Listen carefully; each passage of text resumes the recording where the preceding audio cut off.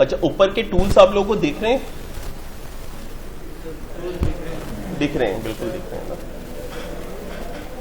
ये पहला स्टेप कि आपके पास इनपुट आ गया, किसी डिजाइन डिपार्टमेंट से आपके पास एक काम आ गया ना कि ये बनाना है।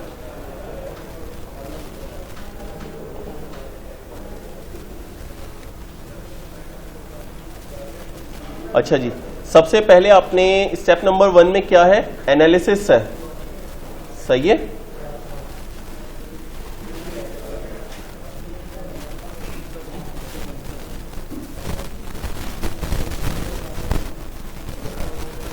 अच्छा जी, सबसे पहले एनालिसिस करना है। एनालिसिस के अंदर गए, यहां पे हमने इसके डिस्टेंसेस चेक किए कि पार्ट ये एंड टू एंड है कितना बड़ा, मुझे वर्कपीस कितना चाहिए होगा इसको बनाने के लिए, ठीक है। तो मैंने इसकी वाई एक्सिस के अंदर डायमेंशन देख ली, कितनी आ रही है 127, और इसको हमने देख लिया सेंटर टू। और एक चीज ये भी देख ली कि 127 क्या है, मिलीमीटर है ना, सही है। ये कितना आ रहा है 178। तो 178 के बाद अब हम इसको और चेक करते हैं मोर में जाके कि इसका रेडियस कितना है, ठीक है 38। तो ये टोटल कितना था 178, उसमें 38 और 38 ऐड कर लिए तो कितना हो गया 80, 76 प्लस 178,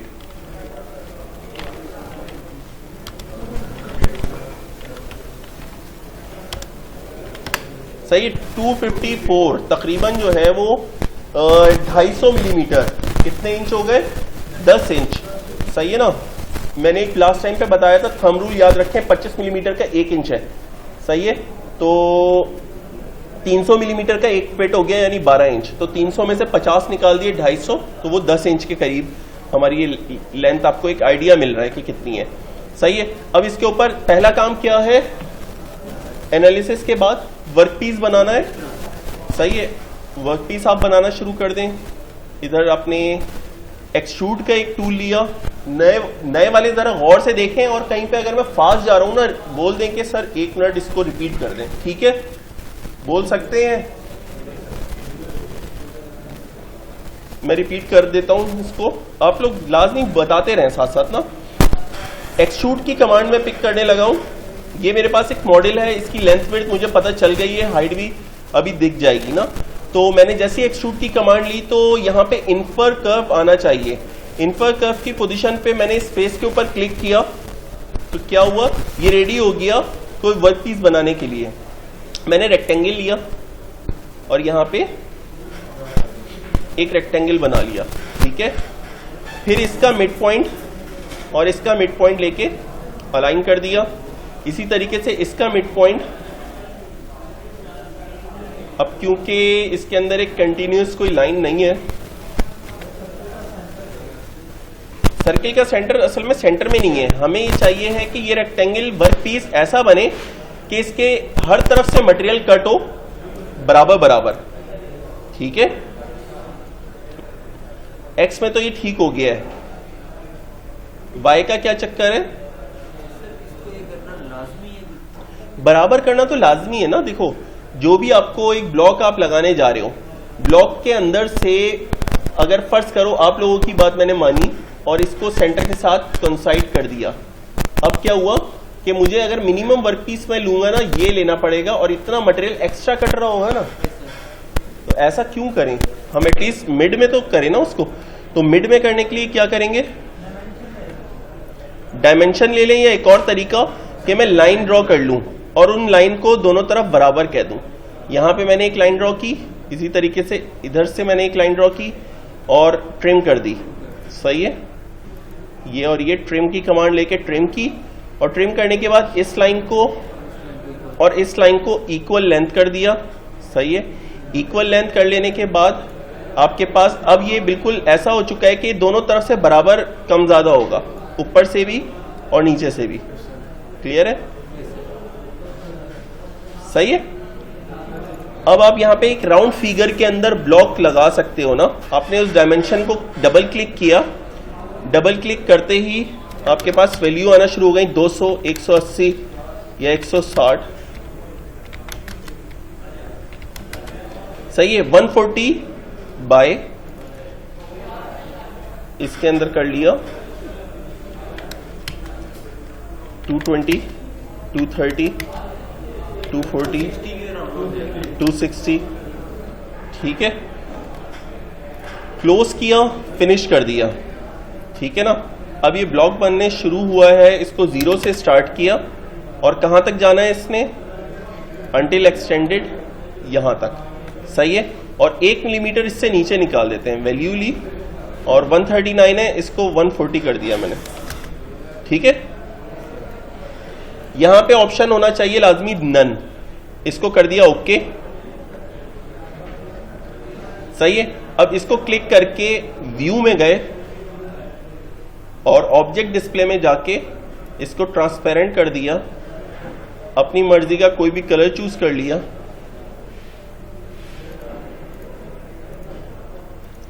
ठीक है। अब मैं F8 दबाता हूं तो ये मेरे फ्रंट के ऊपर आ गया। दोबारा F8 दबाता हूं इस तरीके से, जो व्यू आपने करीब तरीन रखा उस पे जाके F8 दबाया तो ये सीधा हो गया। सही है। अब हम क्या करेंगे, नेक्स्ट स्टेप WCS बताना है ना। WCS किस तरीके से इसके ऊपर प्लेस होगा, टूल में जाके मोर में गए, मोर में जाके एक तो डिस्प्ले कर दिया, ये नजर आना शुरू हो गया। ये कहीं कोने में घुसा हुआ है ना, छुप के बैठा हुआ है। ठीक है। इसको हमने क्या किया, टूल्स में मोर में जाके ओरिएंट WCS लिया और इस फेस के ऊपर क्लिक कर दिया जस्ट। ठीक है। अब आप ये चाहते हो कि मेरा जो वर्कपीस है ना मुझे ऐसे नजर आए, CNC पे भी मैं ऐसे ही माउंट करूं कि मैं सामने से अगर मैं देख रहा हूं एज अ ऑपरेटर तो मुझे यूं सामने नजर आए। तो इस पे क्या मिस्टेक है इस वक्त, कोई बता सकता है? हाँ, X जो है वो आपकी तरफ आ रहा है, X होना चाहिए सीधे हाथ पे, Y होना चाहिए अवे फ्रॉम दी ऑपरेटर। सही है। इसमें छोटा छोटा सा आपको नजर आ रहा होगा रेड कलर का, वो क्या है, X है। और इसको आपने डबल क्लिक किया और इसको घुमाया अंटिल के X सीधे हाथ पे आ जाए। सही है। अब क्या है, X सीधे हाथ पे है, Y आपके अवे है और Z ऊपर की तरफ है। तो इसी शेप, इसी डायरेक्शन, इसी तरीके से ही CNC ने मूव होना है। सही है। अब हम सेव करके चलते हैं कहां पे, मैन्युफैक्चरिंग के अंदर। ये सेंटर में ही है। इसका पता कैसे चलेगा, आप एक कर्व लगा के लाइन ड्रॉ कर लो। लाइन ली आपने, इस कॉर्नर से इस कॉर्नर पे क्लिक किया, ये इसके मिड में से पास हो रहा होगा लाजमी। दूसरा तरीका ये है कि WCS कहीं दूर पड़ा हुआ है। सही है। आपने इसके सेंटर पे रखना है। CNC पे भी आप ऐसा ही सेंटर लोगे ना, तो आपने इसको सेंटर पे प्लेस करने के लिए डबल क्लिक किया, इस लाइन के मिड के ऊपर लाके आपने प्लेस कर दिया तो ये सेंटर में आ गया। डबल क्लिक जब करते हैं ओरिएंट से ऑटोमेटिकली वो सेंटर में ही आएगा। सही है ना। जैसे इसको उठा के हर किसी जगह पे, मिसाल के तौर पे मैंने इसको टूल में जाके ओरिएंट किया, दोबारा करके दिखा रहा हूं क्या, ओरिएंट, इस फेस को क्लिक कर दिया, अब ये इसके सेंटर में आया है। अब इसका सबूत भाई मुझे नहीं नजर आ रहा तो लाइन लगा के आप चेक कर लो। दूसरा तरीका क्या है कि मैं एनालिसिस में गया, मैंने सिंपल डिस्टेंस पे क्लिक किया, यहां जाके मैंने एब्सोल्यूट की जगह WCS में जाके 000 पुट किया। अब इसने इसको पकड़ लिया है ना एनालिसिस में। मैंने यहां टच किया 70, यहां टच किया 70, सेंटर है। इधर टच किया 70, यहां टच किया 70, सेंटर है। ठीक है। इसी तरीके से मैं दोबारा रिपीट कर रहा हूं। टूल के अंदर ओरिएंट WCS, इस फेस के ऊपर क्लिक किया है तो ये टॉप के ऊपर आके बैठ गया है। इसको वेरीफाई करना है ना, तो दोबारा मैंने डिस्टेंस का टूल क्लिक किया, पॉइंट डायलॉग में गया, यहां पे WCS और टैब दबा के 0 और 0 पुट कर दिया। ठीक है। अब मैं इसको नाप लेता हूं, यहां पे 70, ठीक है, पीछे की तरफ 70, इस तरफ 130, यहां पे 130। ठीक है। ओके कर दिया। अब ये गलत ओरिएंटेशन पे है, पोजीशन ठीक है, ओरिएंटेशन रॉन्ग थी, तो मैंने इसको ओरिएंटेशन इसकी ठीक की। अब यहां तक इसको करके सेव कर दिया। ये सब काम मॉडलिंग का पूरा हुआ। 1 से लेके कौन सा स्टेप तक है मॉडलिंग?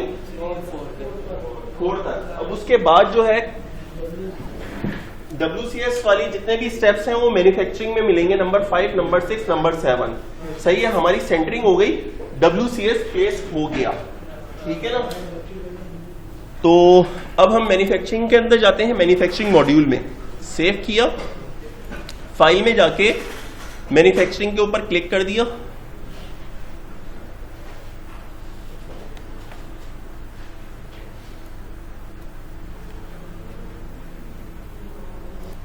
Recording start. इसमें आपने मिल कंटूर के ऑप्शन में चले गए और ओके कर दिया। सही है, राइट क्लिक करके आप ज्योमेट्रिक व्यू में आए। यहां पे आपने ज्योमेट्री बतानी है कि आपका जो मशीन कोऑर्डिनेट सिस्टम है ना वो कहीं नीचे रखा हुआ है। सही है, उसको आपने इसी टॉप के ऊपर यहीं पे लाके बिठाना है, WCS के ऊपर। अच्छा, WCS कोई आपको मैन्युफैक्चरिंग के अंदर फायदा नहीं दे रहा है, उसका सिर्फ काम यह है कि उसके ऊपर आप MCS को लाके कॉल करते हो। आप टूल्स में जाके या MCS को डबल क्लिक करके भी इसके सेंटर पे रख सकते हो, लेकिन बेहतर प्रैक्टिस यही है कि आप जो है MCS को डबल क्लिक करके WCS के रेफरेंस पे बिठा दो। डबल क्लिक किया MCS को, कोऑर्डिनेट डायलॉग बॉक्स को क्लिक किया और यहां पे जाके WCS बता दिया इसका रेफरेंस। तो ये नीचे से उठ के ऊपर की तरफ जाने लगा है, इसको ओके कर दिया, ये पहुंच गया। ठीक है, अब workpiece selection, workpiece को डबल क्लिक किया, पार्ट को क्लिक किया, यहां लाके थोड़ी देर कर्सर को रोका तो 3 नुक्ते आ गए ना, 3 डॉट्स नजर आ रहे। जैसे ही 3 डॉट्स नजर आए आपने क्लिक कर दिया तो आपके पास एक मेन्यू खुल गया, क्विक पिक, यानी इनमें से किसको सिलेक्ट करना है। तो मैं पार्ट ज्योमेट्री को बताना चाह रहा हूं। पार्ट ज्योमेट्री वो ज्योमेट्री है जो कि बन के निकलेगी, ब्लॉक में टूल कटिंग करेगा और जो चीज बन के निकलेगी वो है पार्ट ज्योमेट्री। तो मैं कौन सा वाला सिलेक्ट करूं, ऊपर वाला नीचे वाला? नीचे वाला। ओके किया, ओके अगेन। अब ये टॉर्च को आपने जला के देखा तो ये आपको बता रहा है कि कौन सा पार्ट है, रिफ्रेश कर दिया तो वो हट गया। सही है, दोबारा टॉर्च को लिया, अब ये उसको हाईलाइट कर रहा है जो सिलेक्टेड है इसमें। नीचे क्या है, स्पेसिफाई ब्लैंक। सही है, वहां पे मैंने वर्क पीस लिखा हुआ, उसको ब्लैंक कर दो ना, वो एक ही बात है। Workpiece selection basically blank selection हो गई है ना। वर्क पीस की जगह पे ब्लैंक लिख दो ना, या नीचे ब्लैंक लिख दो 7 नंबर के आगे ना, नहीं 8 नहीं, वर्क पीस के नीचे लिख दो 7 पर। हाँ, तो वर्क पीस लिखा हुआ है तो इसके बिल्कुल नीचे लिख दो ब्लैंक। सही है ना, ब्लैंक ज्योमेट्री। टेंशन में क्यों है?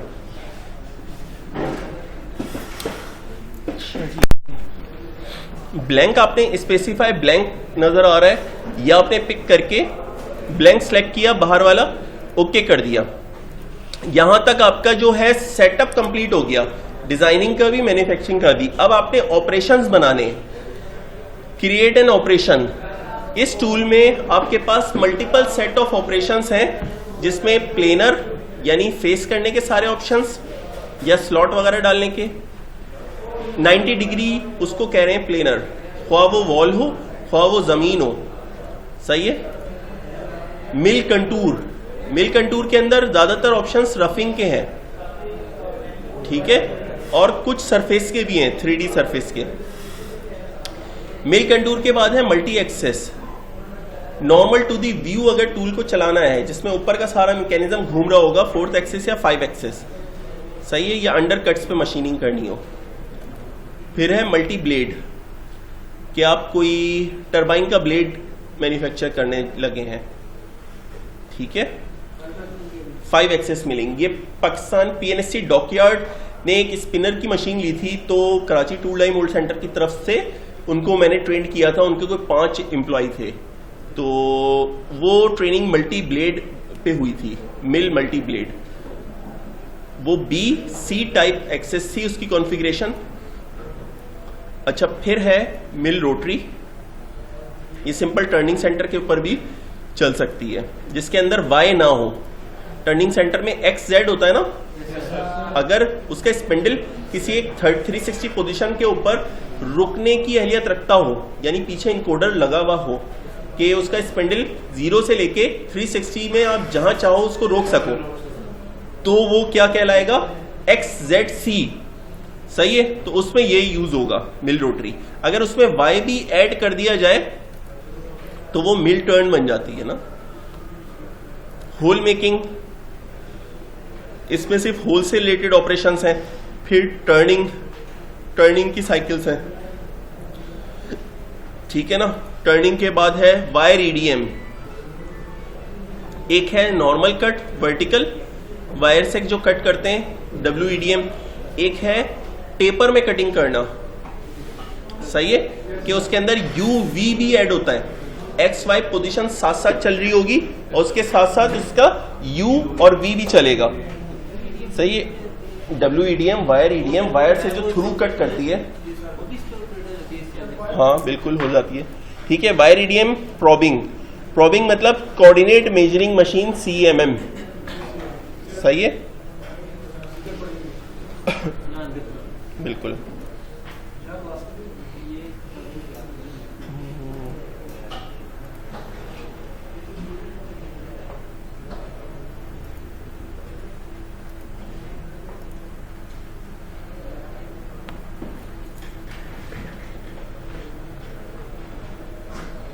ये भी यानी जितने भी हैं ये एडवांस टूल्स हैं। अभी हम किस पे जाएंगे, मिल कंटूर की सबसे पहला ऑपरेशन कैविटी मिल रफिंग के लिए। सही है, ये आपने कर दिया। देन फिर प्रोग्राम के अंदर गए, प्रोग्राम में आपने टूल बताना है ज्योमेट्री के अंदर वर्कपीस, यहां पे आपने बता दिया रफिंग। हसनैन आ जाए, हसनैन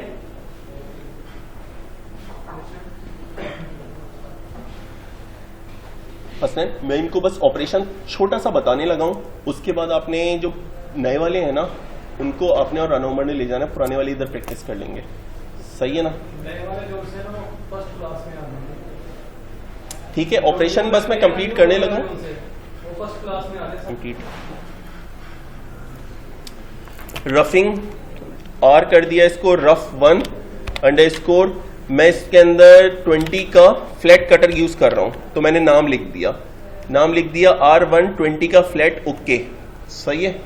ओके करके इसके अंदर जो राइट डाउन हुई थी चीजें वो पीछे तक क्लियर है, थोड़ा सा शार्प।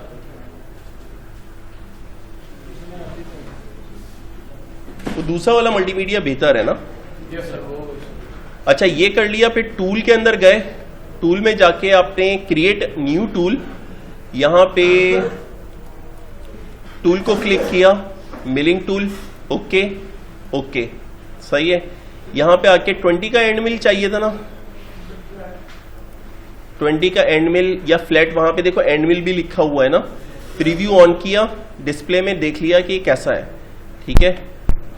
इसके अंदर कॉर्नर पे एक रेडियस है, तो ये तो यूज नहीं हो सकता है। यस बिल्कुल, उसके टॉप सेंटर के ऊपर। और कोई 20 मिस तो नहीं कर दिया हमने?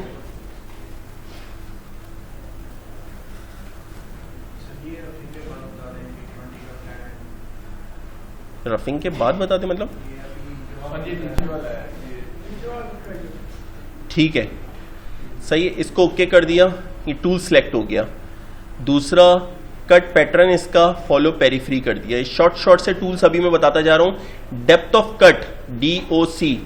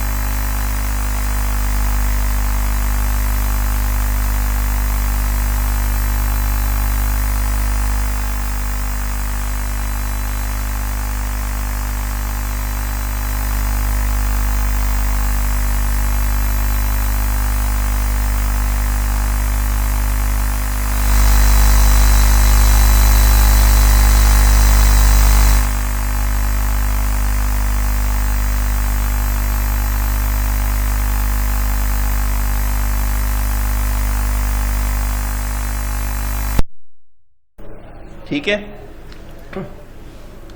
अब वेरिफिकेशन में इसको देख लेते हैं।